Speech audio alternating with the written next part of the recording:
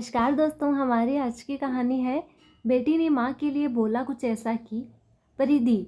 आलोक ने तेजी से आवाज़ लगाई तो परिधि अंदर तक हिल गई और दौड़कर कमरे में पहुंची।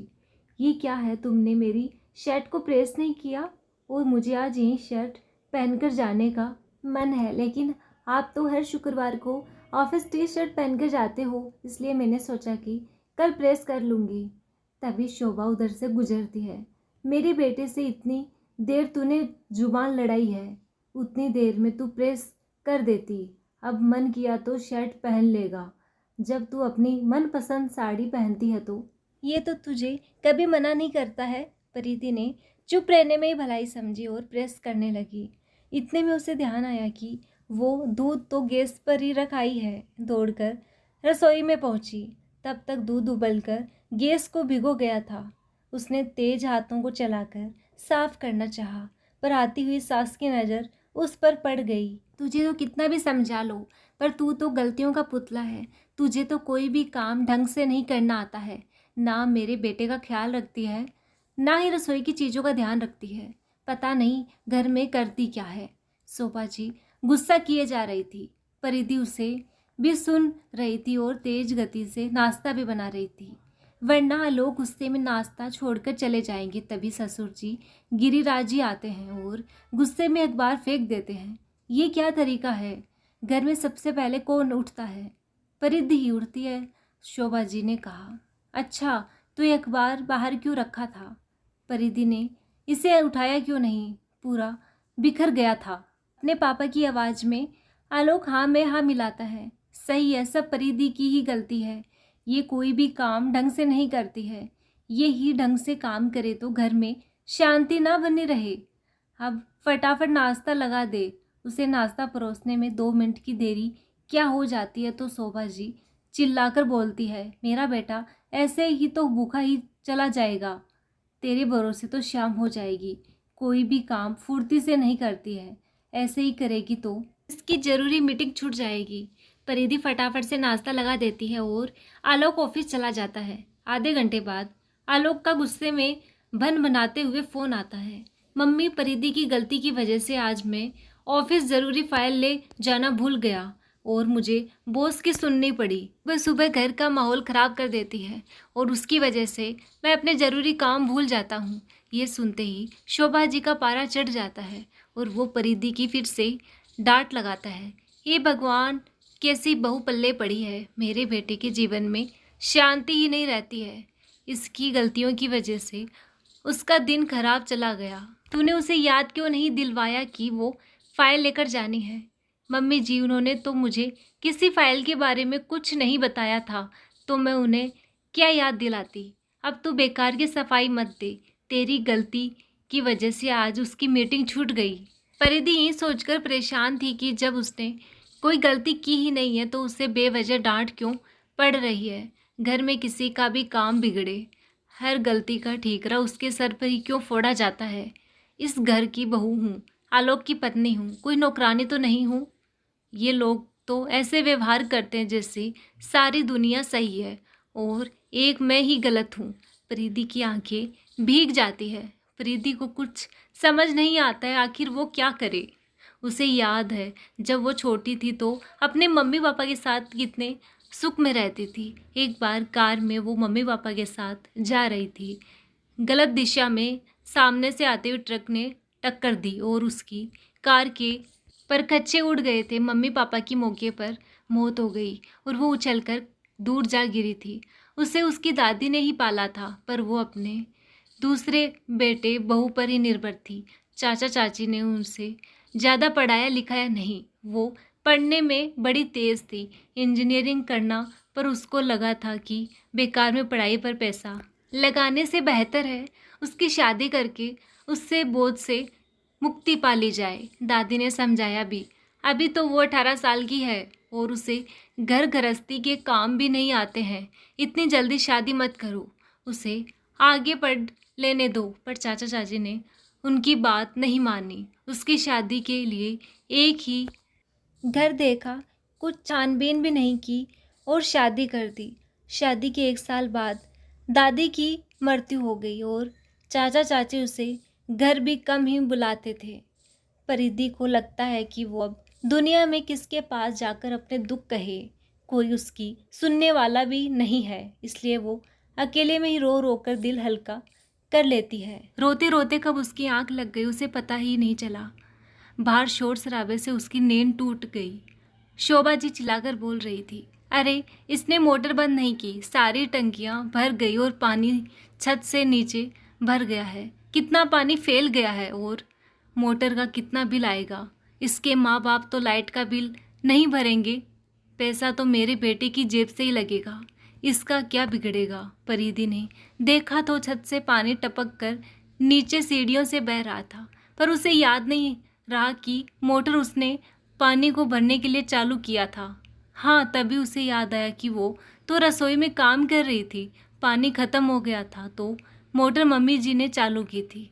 वो खुद चलाकर भूल गई थी और सारा दोष उसे दे रही थी, लेकिन परिधि को सब सुनना पड़ता है। कुछ समय बाद परिधि ने एक प्यारी सी बेटी को जन्म दिया।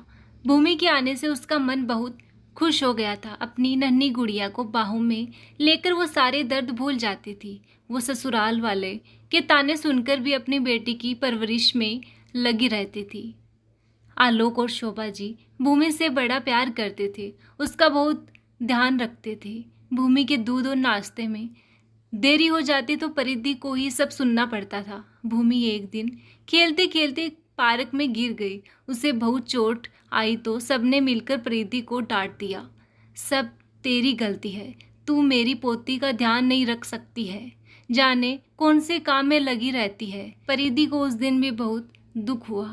घर वाले भूमि से प्यार करते थे, ये बहुत अच्छा है, पर पार्क तो वो अपनी सहेलियों के साथ गई थी तो वो घर पर थी। हर बार उसे ही कसूरवार क्यों ठहराया जाता है।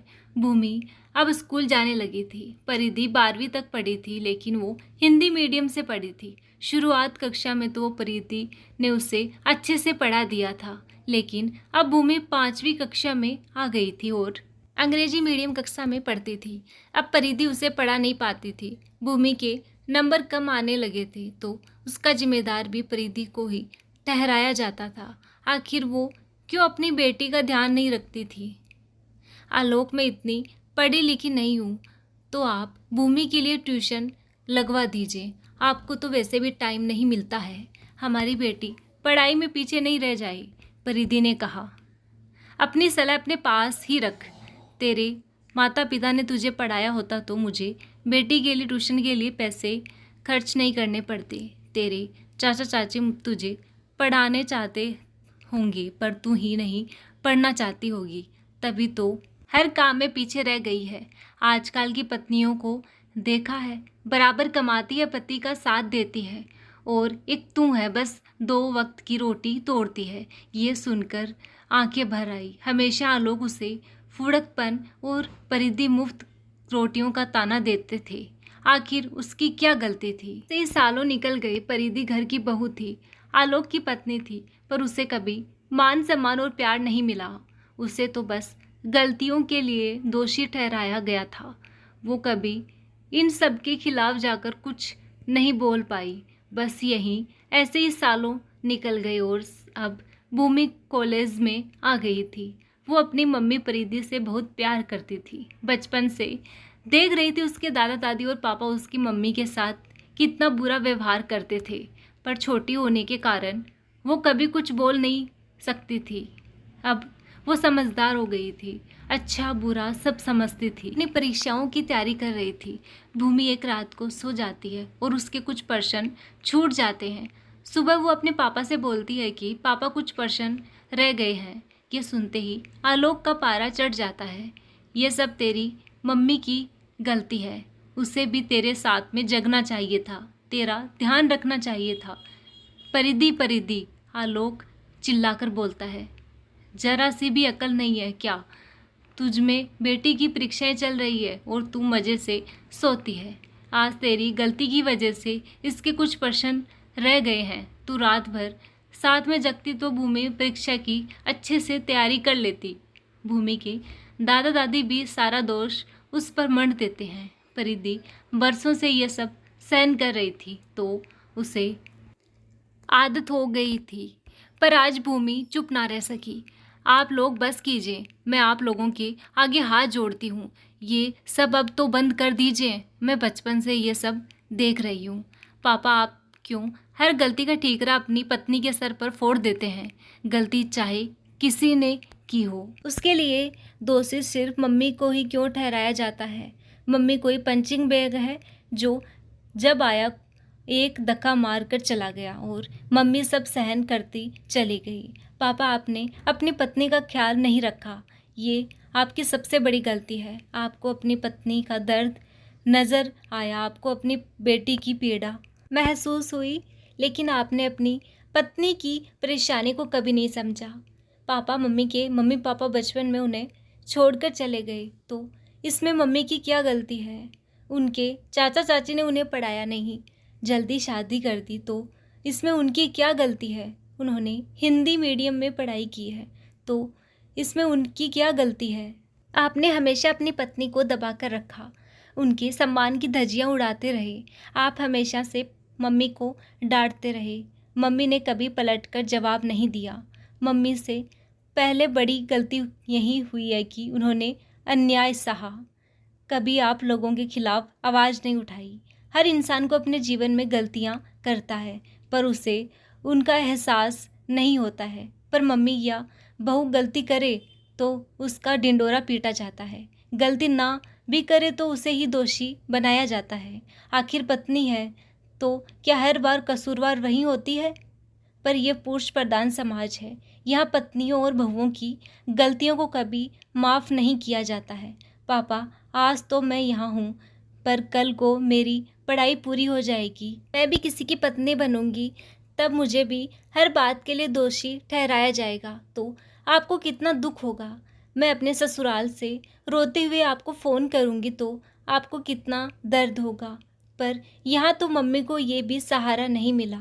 वो रोती होगी, पर उसका दुख दर्द सुनने के लिए उसकी मम्मी पापा नहीं है। अपनी बेटी को दुख में देखकर उनकी आत्मा कितनी तड़पती होगी, उन्हें कितना दुख पहुंचता होगा। भूमि की बात सुनकर सभी के चेहरे पर चुप्पी छा गई। कोई कुछ नहीं बोल रहा था। सब अपने गलत व्यवहार के लिए शर्मिंदा हो रहे थे। पापा, सच्चे मन से बताओ कि मम्मी ने क्या हमेशा बस गलतियां ही की है? इस घर परिवार आपके लिए, हमारे लिए कभी कुछ अच्छा नहीं किया? फिर हर बार बस उसकी उन गलतियों को गिनाया गया जो उन्होंने की ही नहीं। मैं तो बचपन से यही सब देख रही हूँ, पर अब बड़ी हो गई हूँ, मुझ में भी समझ आ गई है। पापा, क्या आपने दादाजी और दादी जी ने कभी कोई गलती नहीं की? शायद आप लोगों के अहम ने उसे स्वीकार ही नहीं किया। उनका दोषी मम्मी को बताकर आप लोग मुक्त हो गए। भूमि की बात का किसी के पास कोई जवाब नहीं था, सब खामोश खड़े थे।